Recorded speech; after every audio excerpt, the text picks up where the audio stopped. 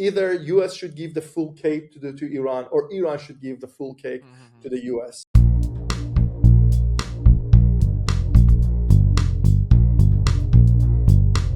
You are now tuning into BaisWave.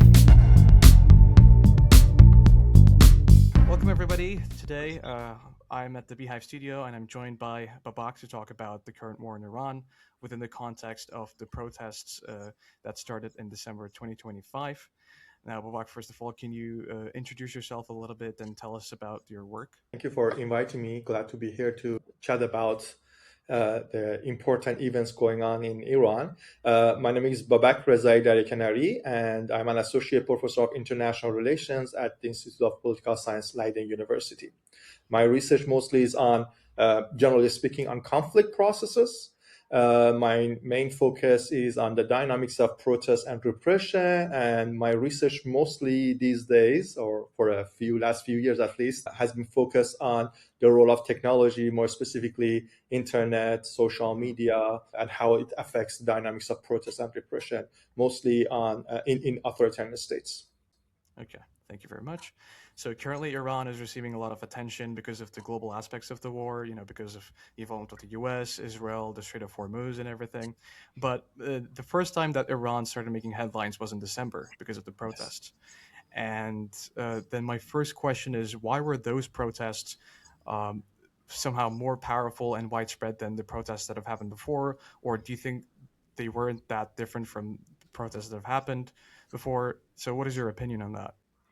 Actually, we can call them, that's a great point, that we should look at the current war in Iran as a part of a domestic challenge that we have been seeing for a long time in Iran. And the protests are kind of more a recurring type of dissent against the government that we have been seeing over the last, let's say, few decades, right? So after the revolution, of course, there have been protests, but there were some major protest episodes like the student protests in Tehran, and then we had more serious one was around 2009 protesting a fraudulent election, that people went to the streets, mostly again younger population. It was not sort of the type of protest. These protests were mostly, we could call them reformist protests. The people didn't want necessarily to overthrow the regime, though there were some chants, but mostly reformist type of protest. And then we had a few protests regarding economic issues, that people protested for increasing the energy prices and in response to the difficulties that they had regarding their economic well-being. Yeah. And the very last one before this December protest was the famous and protest, which was globally covered, Women Life Freedom Movement, as a result of protesting against killing Mahsa Amini. Mm-hmm. So that time was the time that we gradually could hear that movements are moving from being a reformist type of protest, asking for reform in the government, to overthrow the Islamic regime in Iran. And then the last one was in December 2025, last December, that you could see that people are just protesting and they are calling for the overthrow of the Islamic regime. And it was different in different capacities. Very first one was that for the first time, you could see that the protest is not focused in the big cities, right? You could see the protester came to the streets in mid-sized cities, in the small cities, even the rural areas that you barely hear their name in the news in Iran. So it was something that geographically was distributed all around the country.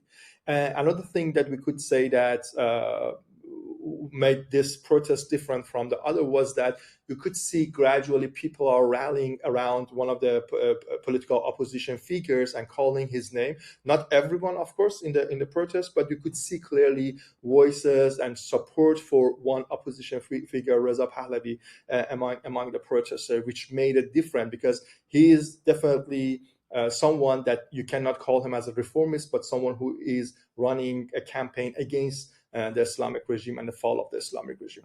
Okay, so before that, the protests weren't centered around the single individual, but rather just mass protests.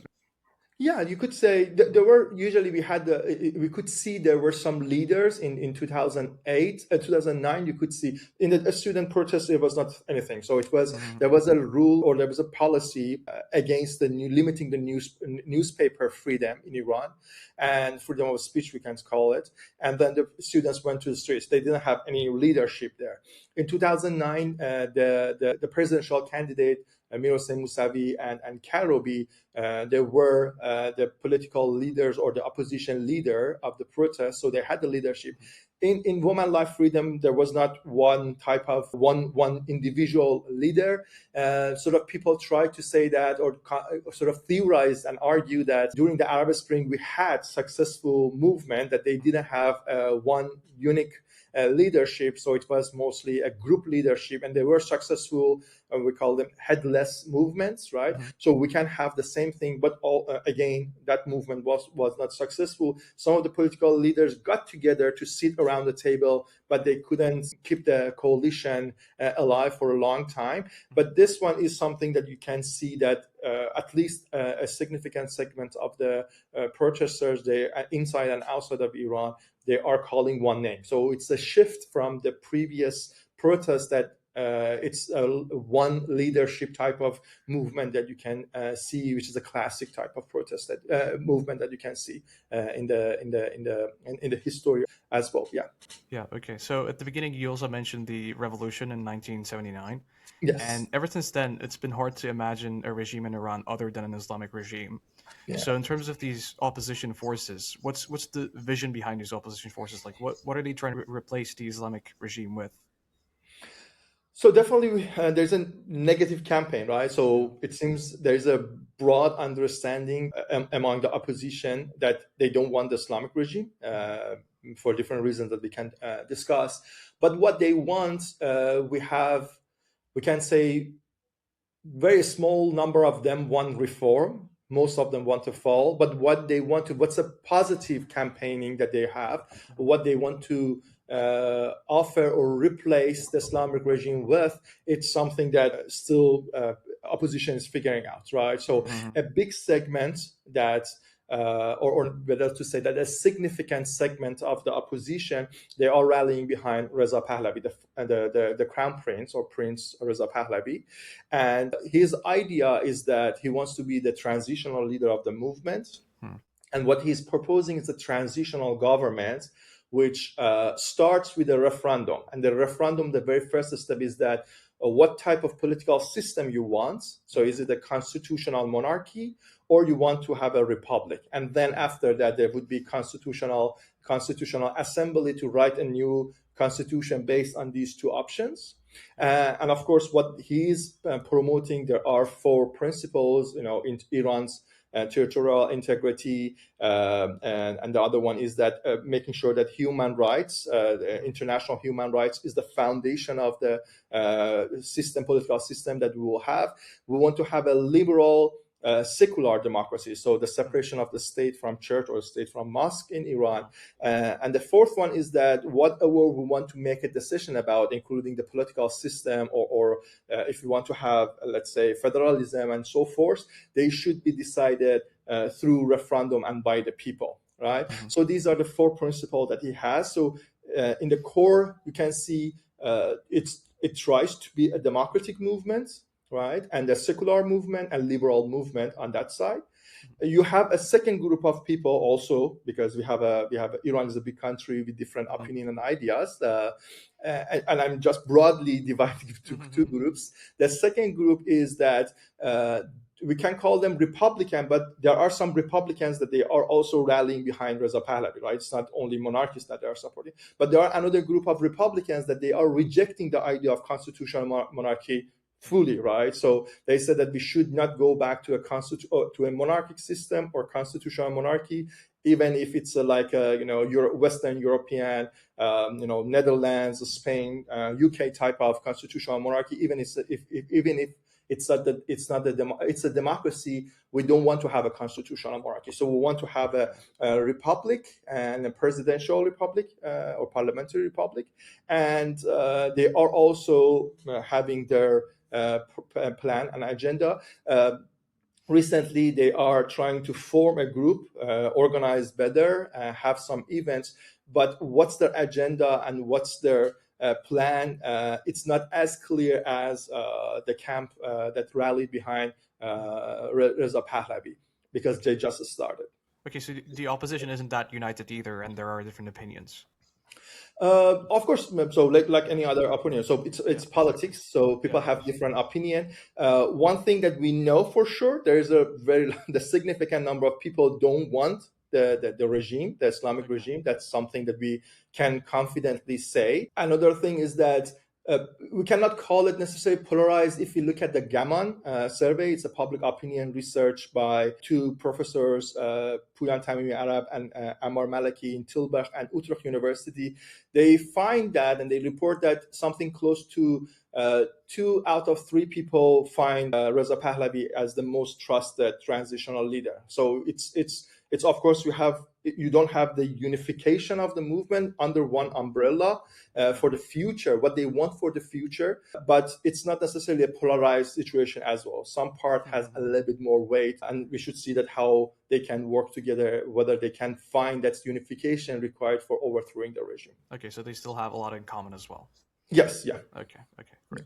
So then another reason why those protests gained a lot of global attention was because of the level of violence used by the now deceased Ali Khamenei's regime. So my question about that is, how do you think that regime could have reacted differently? And do you think that the violence they used was one of the reasons why the U.S. and Israel decided to use that opportunity to justify their attacks against Israel? Iran. Yeah. So it's a very hard question to answer. That what was the alternative or counterfactual of if they didn't repress to this extent? But so why they did it? So I want to go back to the literature of the state repression and why they use repression. Hannah Arendt separates force from power, right? And you use force or this type of repression, physical repression and brutal repression, when you are losing power. And if you have power, if you have the legitimacy, if you can tell people we want to do this policy, execute this policy, implement this policy, and people are listening to you, you have the power, right? Because there are a lot of people supporting you. But the moment that you use brutal repression and kill a lot of people, it means that you are losing the power. So you need to resort to force and physical force to keep the order in place, right? So the question is that why they use that. There are two answers, two reasons, in my opinion, based on what I saw on the street. First, that the Islamic regime mainly lost its legitimacy for different reasons that we can talk about that. So it doesn't have enough power to convince people to follow and support its policies. So they need to use the force. The second thing is that the number of the people who came to the streets on January 8 and January 9 was overwhelmingly large. So we can say that in answer to one of the first question, I said, what makes this protest different? Millions of people came to the streets, right? And either you need to give up and listen to them and have a referendum and let the people to decide about the future of the country, or you need to bring back the order using the force, right? So it was not necessarily, if you want to say that it was a survival challenge to the Islamic regime. And that was the reason that they had to use this brutal force and repression against the people so they can retain control over the country.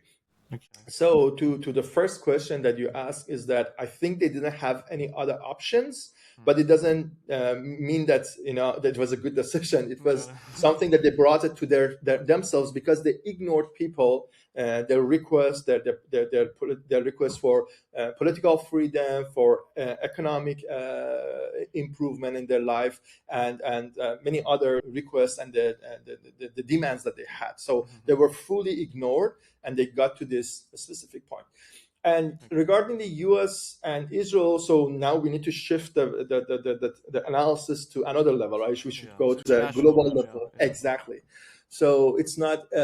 We should go to the regional and international level. And I think one thing that we should not forget, that Iran is such a large country, resourceful, large population, and this country is removed from the global economy because of the policies that the Islamic regime adopted. I usually use this example that Islamic regime is like a person, like a human. If you think it as a human, that mostly focus on its muscles, right? Not focusing on the brain. So improve the muscle, went to the gym and did a lot of weighting, and so that way it has a large muscle, but brain-wise, intellectually, and software-wise about the running the system, it didn't invest much about that. And also, the leaders of the country excluded the country from the global economy. Right. So, and at the same time, the way that they are doing that, they promoted the idea of sort of creating a hostile environment in the region. Right. So not only sort of being hostile to Israel, which they know as a small Satan, U.S. the great Satan, and Israel is the small Satan, but also they were to a large degree hostile to the neighbor countries, as we can see right now. Right, they are shooting missiles to all of the 15 countries around them. The proxies, in Iraq, in Lebanon, in Yemen, they are taking actions that they're stabilizing the region. Right, so you have a country very resourceful, a lot of potential. Human capital is very large. A large number of the Iranians have a college degree, right? Lots of the potential, energy-wise, a lot of resources, tourist attraction, a country that you can rely, and the country can rely on its tourist attraction sites to make a lot of money. But what we can see, it's the potential is not used effectively to benefit the people and benefit the region and benefit the world, right? And at some point, this hostile environment creates a situation that probably countries say that we cannot afford this type of behavior in the region. And different governments in the U.S., right? So they use different policies, like Barack Obama, President Obama, had this idea that in the Middle East we need to have a balance of power between Israel, Saudi Arabia, and Iran. And it didn't work out, right? So for different reasons, didn't work out. But also Iran, the Islamic Republic, didn't embrace the idea of that. We had the Iran deal. And instead of using the money to invest in the economy, instead of opening the economy to European firms and businesses, and also American firms and businesses, they keep their business closed. They use the money and they invested in their missile cities that we can see right now. They use the money to support their proxies in the region, right? And they became or kept their hostile behavior to other countries, specifically Israel in the region. So that idea of the balancing power between these three countries didn't work out. And then we had Biden, the negotiation didn't work out. And then we have Trump, which has a little bit more, we can call it a little bit more aggressive foreign policy to make sure that this situation in Iran, which has been here for 47 years, is resolved using the policy that Trump and Netanyahu thinks that they are the best way of resolving situation, which is a war. Okay.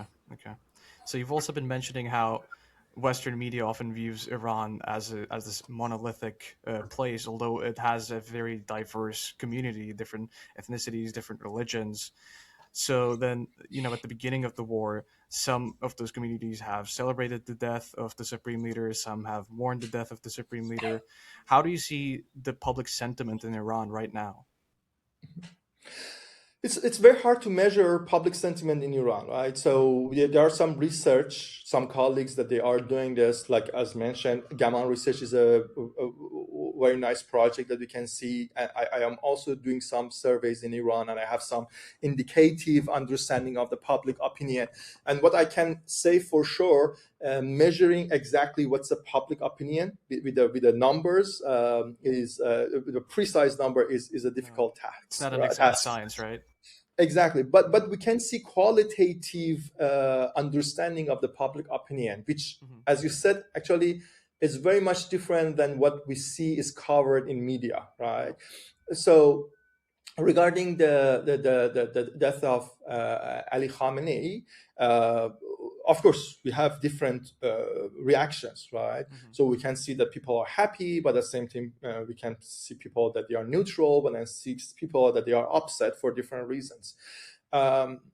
What we can see, these differences or preferences is not sort of actually mapped clearly to the ethnic background of the people in Iran, right? Okay. So the way that I think West look at the ethnic composition of the Iranians is what I say a Eurocentric way of that, right? So Iran has been a multi-ethnic country for thousands of years. Yeah. Right. It's not a country that you have with artificial borders that they are coming together and saying, okay, let's put Syria with different background together, Kurds, Arabs, Sunnis, and Alawites in one, or like Lebanon or other countries, or Afghanistan and other parts, right? Iran has been this for a long time. And there are two things to consider. On the ground, at the micro level, individual level, Iranians don't see much this ethnic differences, right? You can see Turks are getting married with Arabs, Arabs are getting married with Fars, Fars are getting married with Baluchs, Baluchs are getting married with Kurds, Kurds with Turks, and so forth, right? I'm not ignoring that there are political dynamics there, but Iranians see Iran as a multi-ethnic country. Music is shared between different ethnic groups. Food is shared with different. So they're not in groups. conflict. No, not necessarily. No, not necessarily that we can see here. But it doesn't mean that there are not ethnic claims, right? We should acknowledge that for a long time, as a part of the nation-state building process, the modernization of Iran, some sort of centralization happened, right? So you can see some ethnic groups that they are far from the center, like people living in South, the Arab population in Iran, or some Baluchis or Kurds have different experience regarding how they are benefited from the economic cake that we have in Iran, big cake that we have, right? The economic benefits that we have in Iran. I'm using the cake because economists call the entire economy as a cake. How it's distributed, of course, it's centralized. But this centralization doesn't mean that Fars are controlling the center. Ayatollah Khamenei was Turk himself. The president right now is Turk, right? Masoud Pezeshkian. So it's not aligned with it's not necessarily the ethnic separation that we are seeing here. Another thing that we should consider is that there's an overlap of ethnicity and religious group as well, right? Ethnic groups and religious groups. Some of the ethnic groups are a religious minority as well, right? Some of the Kurds who are living in Kurdistan, they are Sunnis, and Baluchs also are Sunnis, and Turkmens are Sunnis, and they are politically excluded from most of the political process. So they can have this type of grievances that we usually discuss in the literature of the ethnic conflict or ethnic politics. So what I want to say is that, again, the answer is that it's a complex situation, but what I want to sort of highlight here specifically is that Iran is a multi-ethnic conflict, multi-ethnic society, but it's not like what Eurocentric way of looking at a multi-ethnic conflict, that they came together or pushed together like any other Middle Eastern country. It's a different country, historically different. It doesn't have artificial borders, and people have been living together for thousands of the years. So you cannot analyze it like any other ethnic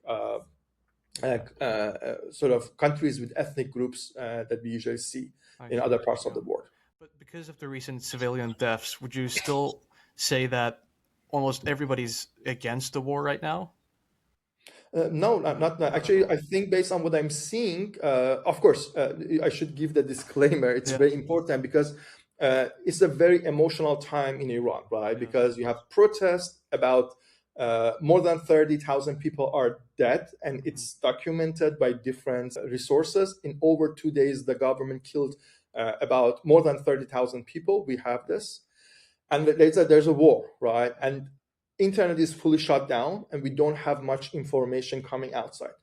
But before the war, we could see anecdotes and some surveys that I'm conducting that there is a large number of people actually they are supporting, they were welcoming the idea of the war. Okay. And the reason is that because in their idea, first of all, if you have a government that kills uh, about more than 30,000 people in 2 days, and this is part of the larger repressive apparatus that they have, and they are killing people frequently every 2 years in a large number. This mass killing of the people, mass execution of the people is happening every year.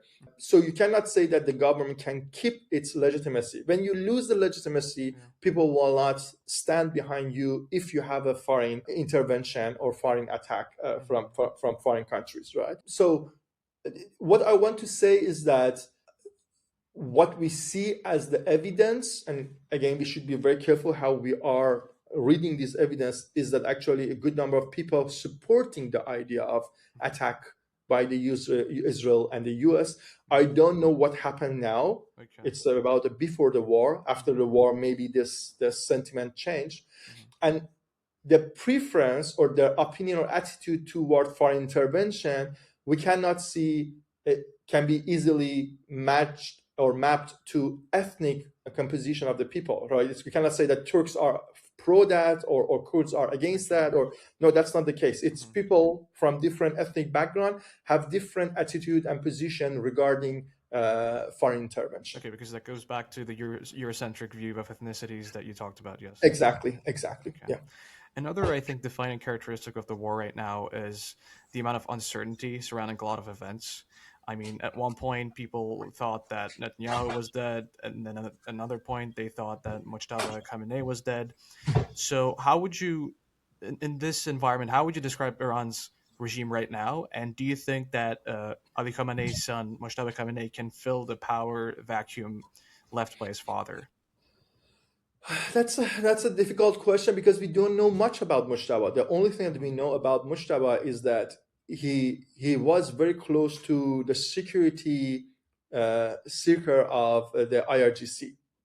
So there's a circle which is highly securitized, and they think and they want to control everything through having a strong intelligence service type of things. Yeah. So we hear a lot about Savak before the 1979. People talk about that, but we don't know about what's that the Islamic Republic's intelligence service, which there are two of them. There is one, Waja, which is the Ministry of Intelligence, which and then we have another intelligence service which is associated with the IRGC, right? Okay. And Mojtaba is closer to the IRGC one. And some of these circle also have this doomsday type of thinking that they have this idea. For example, the chairman of national security now, Zolgad, he has a book that he has this theory and idea that Iran should create a large regional war because they want to facilitate the return of the 12th Imam, the hidden Imam, Imam Zaman, as they call it, or the Imam Mahdi, the 12th Imam in the Shia theology. So they have very interesting mix of the securitization of controlling the country through security elements and procedures and control, and also they have this type of Armageddon type of doomsday cult as well. And Mojtaba is close to them.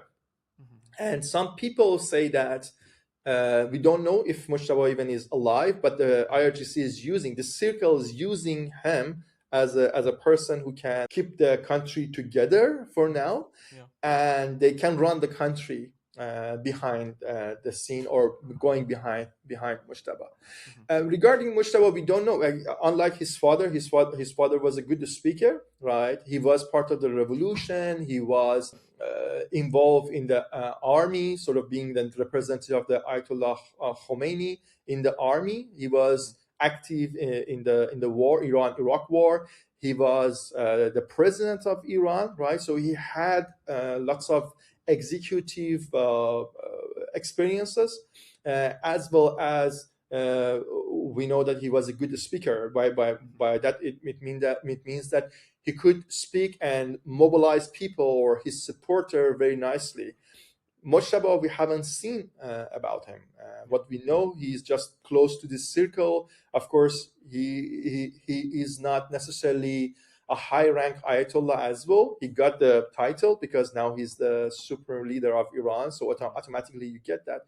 But even among the cleric as well, he is not high-rank Ayatollah as well. So it would be a challenge for him to see whether he can keep everything together if he is alive, of course.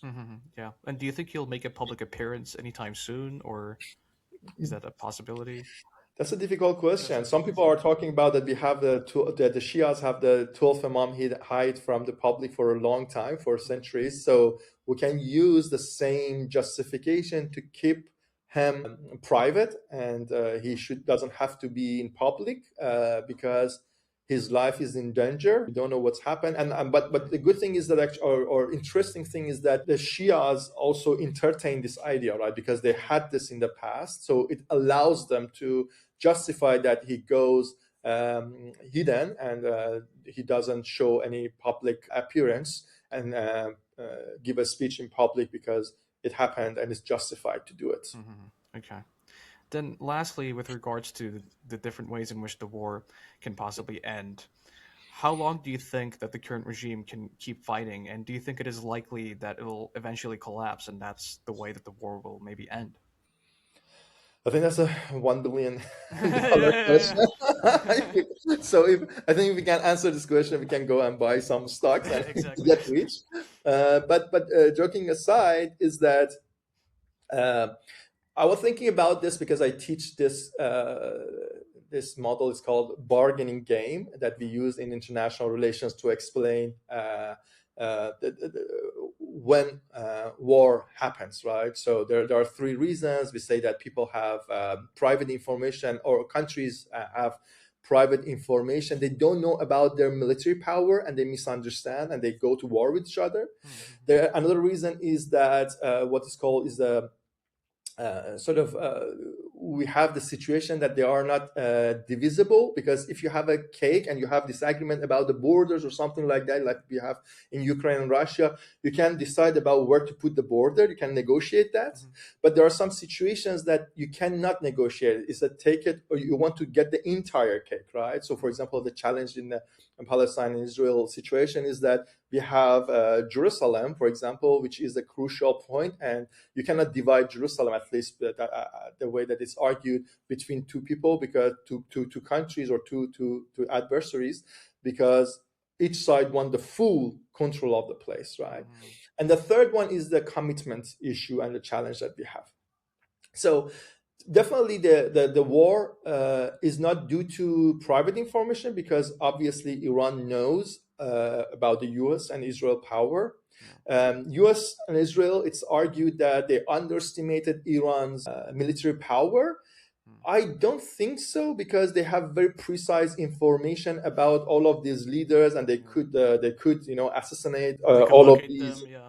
Exactly. So it's surprising to say that Iran didn't know. For example, I hear some crazy analysis that it's but crazy is that sort of what I mean is that it doesn't make sense, because they say that, for example, the U.S. government didn't know that Iran wants to close the Strait of Hormuz. It doesn't make sense. Everyone knows that, right? I knew that. So it's surprising. Maybe Trump didn't know. They didn't tell Trump, maybe.